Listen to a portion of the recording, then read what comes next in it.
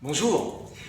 Est-il possible finalement de bien ou de mieux gérer les interruptions qu'on a quand on est en train de travailler, qu'on est concentré sur quelque chose? Les interruptions, c'est quelque chose qui diminue énormément l'efficacité. Pourquoi? Parce que quand je suis concentré sur quelque chose et qu'on m'interrompt, je traite l'interruption, il va falloir après que je me remette en route pour me remettre au niveau d'efficacité que j'avais sur cette tâche, éventuellement au rendement, sur laquelle j'étais précédemment. Alors cette vidéo s'inscrit dans le cycle de vidéos sur l'optimisation du temps et les interruptions. C'est intéressant aussi de se poser la question de pourquoi on a des interruptions finalement. Est-ce que vous savez les deux raisons principales qui font que les gens viennent vous voir, viennent vous interrompre? Les gens ou des sollicitations extérieures. En tout cas, oui, c'est ça. Les gens vous téléphonent ou viennent vous déranger à votre bureau ou passent à votre... voilà, ils viennent vous interrompre. Est-ce que vous savez pourquoi? Il y a deux raisons majeures. Tiens, arrêtez la vidéo une seconde. Écrivez quelles sont, à votre avis, les deux raisons majeures. Et puis, je réponds aussi à cette question. Alors, les deux raisons majeures, eh bien, c'est parce que on a besoin, quand on va interrompre quelqu'un, on a besoin d'instructions, d'informations, on a besoin de décisions. Toutes ces choses-là qui sont de l'ordre de la technique du métier sur lequel on est. Et on est interrompu pour ça. Il y a une autre raison. Et cette raison, c'est ça.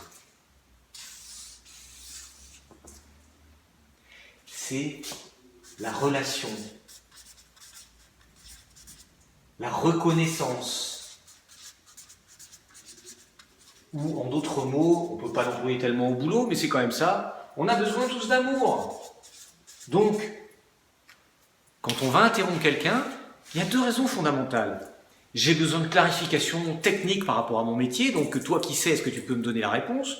Ou bien, j'ai besoin de ton amour, ta reconnaissance, j'ai besoin voilà, que tu vois que je suis là. Alors plus on est manager et plus on est dans des registres de pouvoir, et finalement plus cette notion-là va être importante. Les gens vont venir pour rechercher de la reconnaissance, parce que la technique est de plus en plus déléguée. Ça n'empêche que, comment faire finalement pour limiter les interruptions? Déjà, c'est de prendre conscience de ça. Pourquoi on vient me voir? C'est parce qu'on a besoin d'informations, d'instructions, de décisions, on a besoin de clarification, on a besoin d'enjeux techniques. Est-ce que je ne peux pas prendre du temps pour voir comment je développe une activité au rendement qui est une meilleure délégation, une meilleure formation, un meilleur accompagnement technique des gens qui travaillent avec moi ou des gens qui viennent m'interrompre, ou même de mes clients. Comment je fais pour que mes clients soient plus autonomes et ne viennent donc pas m'interrompre pour, entre guillemets, des détails? Il y a une croyance qui est que je ne dis pas tout, comme ça je garde le pouvoir en gardant les informations. Ma vision est inverse. Plus je forme mes clients à l'autonomie, plus ils me sont fidèles parce qu'ils se rendent compte que finalement je les fais gravir, je leur apprends des choses, quoi. Donc l'idée c'est quoi? C'est que déjà, je fais en sorte que les gens qui m'entourent, les gens qui m'interrompent souvent, eh bien je diminue ce taux d'interruption en développant leur autonomie, en développant leurs compétences. Plus ils sont compétents, moins ils vont m'interrompre. Et on viendra sur une autre vidéo sur la RDKD également. Mais en tout cas, c'est déjà quelque chose d'important sur la partie technique. Bien sûr, sur la partie amour, relation, je dirais reconnaissance, que faire quand quelqu'un vient pour ce besoin-là?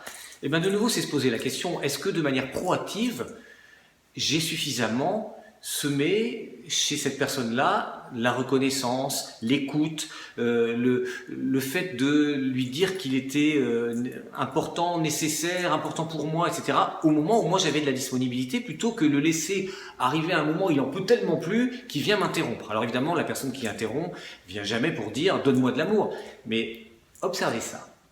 Dans les prochaines interruptions que vous aurez, dans les jours qui viennent, les gens qui viennent vous voir, observez ces deux dimensions qui sont tout le temps là sur les interruptions. C'est j'ai besoin de réponses techniques et j'ai besoin de reconnaissance.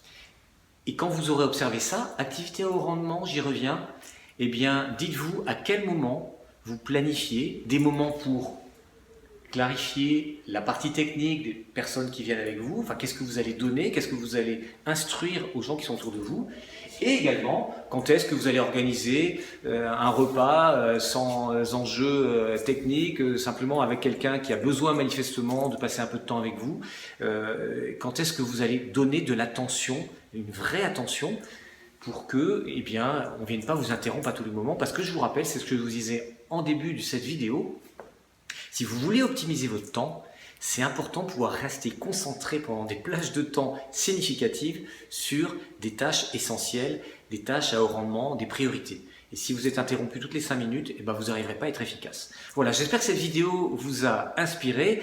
Et puis, bien sûr, vous pouvez continuer à voir cette série sur Je suis manager et puis partagez-la sur Facebook, sur LinkedIn, sur vos blogs parce que ça permettra à plus de personnes d'en profiter. À très bientôt sur Je suis manager. Au revoir.